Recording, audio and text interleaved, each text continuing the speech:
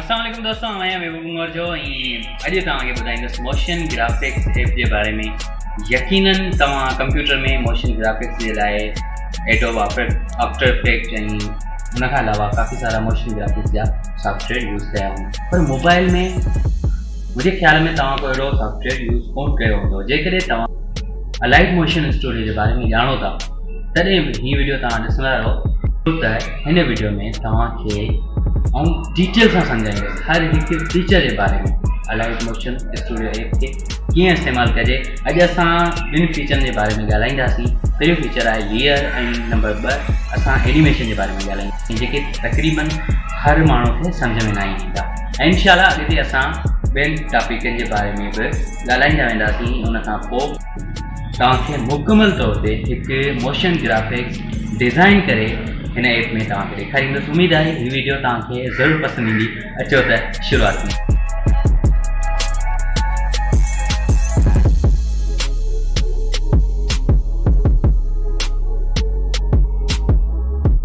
Light motion studio खे open कंदासीं।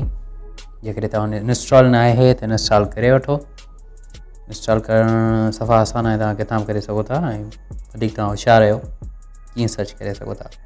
Project ते अची नओं प्रोजेक्ट ठाहींदासीं ऐं हिते रेशियो चूंडींदासीं। यादि रहे रेज़ोल्यूशन हिन जी 1080p ऐं फ्रेम रेट हिन जो 30 फ्रेम पर सेकेंड जे साथ। ठीकु आहे, अहिड़ो तव्हांजे साम्हूं इंटरफेस ईंदो। उन खां पोइ शेप ऐं उन खां अलावा आहे इमेज एंड वीडियो।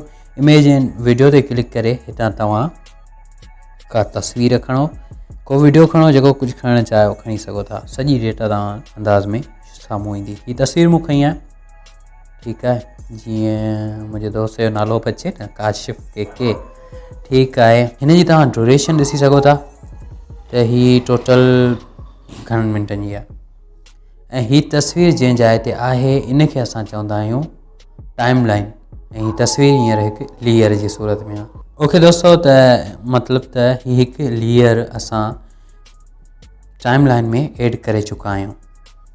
ठीकु आहे, हीअ तस्वीर मतिलबु हिकु लेयर आहे ऐं हिन लेयर खे तव्हां डुप्लीकेट ठाहे सघो था। ऐं उन खां अलावा हिते तव्हां ॿियो को लेयर खणी सघो था। मिसाल तौरु शेप खणा थो, या मिसाल तौरु असां मीडिया में वञी करे ॿी मीडिया खणूं था, या ॿीहर ऐं साॻी तस्वीर खणा थो ऐं हिन जे मथां रखां थो, त हाणे 2 लेयर थी विया। सही आहे, लेयर असल में छा खे चइबो आहे, तरतीब सां हिकिड़ी सिर जे मथां ॿी सिर रखी जीअं दीवार ठाहिबी आहे, अहिड़े हिसाब सां हिकिड़े लेयर मथां ॿी लेयर रखी, टी लेयर रखी असां हिकिड़ो प्रोजेक्ट मुकमल ठाहींदा आहियूं। पोइ फ़ोटो में, वीडियो में, हर जॻह ते लेयर कमु ईंदो आहे। चाहे ऑडियो में ट्रैक खणिबा आहिनि, उन्हनि में बि लेयर ई हूंदा आहिनि ट्रैक जा। ठीकु आहे, त हाणे तव्हां सिलेक्ट आल लेयर ते क्लिक करे ॿिनी लेयरनि या टिनी या उनखां वधीक लेयरनि खे सिलेक्ट करे सघो था। ऐं हिते तव्हांखे काफ़ी सारा ऑप्शन मिलंदा लेयर जा। जीअं तव्हां हिकिड़े लेयर खे fill in screen, fit in screen, या उनजो को कलर ॾेई सघो था, या वरी उनखे तव्हां हिन तरह स्क्रीन में फिट करे सघो था, फिल करे सघो था, उनखे रोटेट करे सघो था, हॉरिज़ॉन्टल करे सघो था। मतिलबु त सभई तव्हांखे, ऐं हिन ई लेयर खे तव्हां हिकिड़ो एलिमेंट ठाहे सघो था। हिन में एलिमेंट बि तव्हांखे अलॻि मिलनि था, बहरहाल तव्हां ठाहे सघो था। ठीकु आहे, उनखां अलावा हिते असां इन्हनि लेयरनि जो टाइम मुख़्तलिफ़ हूंदो आहे, इनखे असां बराबरि रखी सघूं था हिकु ई क्लिक में। हिते आउं कुझु टेक्स्ट लिखंदुसि, हे टेक्स्ट ते क्लिक करे, ऐं उनखां पोइ असां ॻाल्हाईंदासीं लेयर एनिमेशन जे बारे में। एनिमेशन असल में चइबो छा के आहे, हिन एप्लीकेशन या हिन सॉफ्टवेयर में जेका ख़ासि शइ आहे, जेके चइबो मेन चीज़, उहा आहे हिन में एनिमेशन। ऐं एनिमेशन असां हिते नालो लिखियोसीं, ठीकु आहे। उनजो कलर ऐं फ़ॉन्ट ऐं उनजी साइज़ मथे तव्हां ॾिसी सघो था, त तव्हां ॾिसी सघो था। ठीकु आहे, उनखां अलावा बि तव्हांखे हिते ऑप्शन मिलनि पिया। कलर एंड फिल जो हिकिड़ो ऑप्शन तव्हांखे मिले पियो, उनमें तव्हां करे सघो था। न ड्यूरेशन जेकी आहे उहा 2 सेकेंड ई हूंदी आहे, उनखे तव्हां चेंज करे सघो था, हथ सां ड्रैग करे किथे बि ड्रॉप करे सघो था। अच्छा, लेयर में अञा तव्हांखे 3 ऑप्शन मिले पियो, जेके तव्हांखे एंड में हिकिड़ो ऑप्शन मिले पियो लकीरूं, इन्हनि ते क्लिक करे तव्हां लेयर खे हिक ॿिए जे हेठां या मथां रखी सघो था। मिसाल तौरु हीअ टॉप ते लेयर आहे त नज़र अचे पियो, जेकॾहिं हेठि आहे नज़र कोन पियो अचे। अहिड़े हिसाब सां अखि ते जेकॾहिं तव्हां क्लिक कंदव, कंहिं बि लेयर खे आज़ी तौर जे लाइ मिटाइणो हुजे, गुम करणो हुजे, त बसि अख ते क्लिक करे उनखे बंदि करे सघो था। जहिड़े हिसाब सां असां कंप्यूटर में फोटोशॉप या एडोब जे ॿियनि सॉफ्टवेयरनि में लेयर खे इस्तेमालु करे आया आहियूं। हिते इफेक्ट को बि अप्लाई करण जे लाइ तव्हां डायरेक्ट इफेक्ट ते क्लिक करियो, एड इफेक्ट ते क्लिक करियो ऐं हिते तव्हांखे खोड़ सारा इफेक्ट मिली वेंदा जेके ऑलरेडी एनिमेटेड इफेक्ट्स आहिनि। ठीकु आहे, मतिलबु उन्हनि खे ईअं चइजे त हो ठहियल ठुकल एनिमेटेड इफेक्ट आहिनि जेके असां कंहिं बि लेयर ते अप्लाई कंदासीं त उन टाइम ते लॻी वेंदा। ऐं हिकिड़ो हूंदो आहे मैन्युअल इफेक्ट जेको असांखे हथ सां ठाहिणो पवंदो आहे। मिसाल तौरु हिते हिन जो कलर अहिड़ो आहे ऐं हाणे तव्हां ॾिसो पिया हीउ जेको तीर खां हेठि प्लस जो बटण आहे नंढिड़ो, हिकु ईअं चइजे त हिकु चौकड़ी जे निशान में प्लस जो बटण आहे, इन ते क्लिक करे थोरो अॻिते वधी असां कलर चेंज कंदासीं ऐं पोइ थोरो अॻिते वधी वरी बि असां कलर चेंज कंदासीं त हीउ ऑटोमेटिक एनिमेटेड थींदो वञे थो। मिसाल तौरु असां हिन जा हेतिरा कलर चेंज कंदासीं ऐं आख़िर में हली करे असां जॾहिं हिनखे प्ले कंदासीं त हीउ ऑटोमेटिक पंहिंजा रंग बदिलाईंदो। हाणे तव्हांखे आउं ॾेखारे थो वठां हीउ पंहिंजा रंग कीअं थो बदिलाए।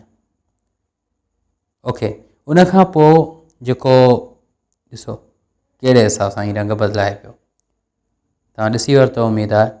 2 सेकंड जो ई आहे, हिनखे वधीक मूं हुनजी ड्यूरेशन चेंज न आहे कई। ऐं उनखां पोइ जेको ॿियो ऑप्शन आहे उहो आहे बॉर्डर जो ऐं स्ट्रोक जो, ऐं इनखे बि तव्हां एनिमेट करे सघो था। मतिलबु कहिड़ी जॻह ते केतिरी स्ट्रोक हुजे, कहिड़ी जॻह ते केतिरी स्ट्रोक हुजे। स्ट्रोक जेको असां चवंदा आहियूं ॿाहिरीं लकीर खे, यानी आउटलाइन बि हुनखे अंग्रेज़ी में चइबो आहे ऐं स्ट्रोक बि हुनखे चवंदा आहिनि। सो डिजिटल ॿोलीअ में, डिजिटल लैंग्वेज में हिनखे स्ट्रोक चयो वेंदो आहे।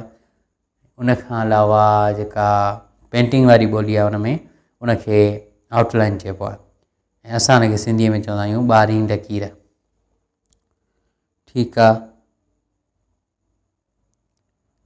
सो हीअ आहे ॿाहिरीं लकीर। हिन जा मुख़्तलिफ़ तव्हांखे शेप नमूना मिलंदा जिन ते तव्हां क्लिक करे पंहिंजो मनपसंदि शेप चूंडे सघो था। उनखां अलावा हिते ब्रांडिंग ऑप्शन आहे जेको नॉर्मल रखियलु आहे ऐं हिते लाइटिंग वारा बि आहिनि, कंट्रास्ट वारा बि आहिनि ऐं काफ़ी सारा आहिनि। ऐं उन्हनि खां अलावा हिते तव्हां हुनखे एनिमेट बि करे सघो था। हाणे एनिमेट हीअ जेको पासे में ऑप्शन अचे पियो इनखे असां एनिमेट चवंदासीं। जेको मतिलबु तव्हांखे आउं हाईलाइट करे ॾेखारियां थो त हीअ जेको प्लस जो बटण आहे इहो आहे एनिमेशन। जिते बि असां कंहिं इफेक्ट ते क्लिक करे एनिमेशन वारे बटन ते क्लिक करे थोरो अॻिते वधी उनखे चेंज कंदासीं त उहो ऑटोमेटिक एनिमेट थी वेंदो। जेसि ताईं मूं हुन बटन खे न दॿायो आहे तेसि ताईं उहो एनिमेट न आहे। ऐं हिते बिल्कुलु माउस वारो कमु थींदो आहे। हिते swipe here to move layer, किथे बि लेयर खे रखी तव्हां एनिमेशन खे ऑन करे छॾियो ऐं हाणे जिते जिते तव्हां लेयर खे रखंदा वञो ऑटोमेटिक हुतां खां होसि ताईं सिलेक्ट थींदो वञे थो। ॾिसो हिकु एनिमेशन तयारु थी वई। इन तरह कलर बि चेंज थींदा वञनि था, ऑटोमेटिक मूवमेंट बि करे पियो। ॾिसो हीअ हरकत में अची वियो, मतिलबु हरकत बि करे पियो। हिते तव्हां इज़ीली हुनखे वधाए घटाए या कंहिं ॿी जॻह ते मूव करे सघो था। बक़ाया हिते जेके ट्रिम्स वारा हिसा आहिनि या आवाज़ वारा हिसा आहिनि इन्हनि जे बारे में बाद में ॻाल्हाईंदासीं।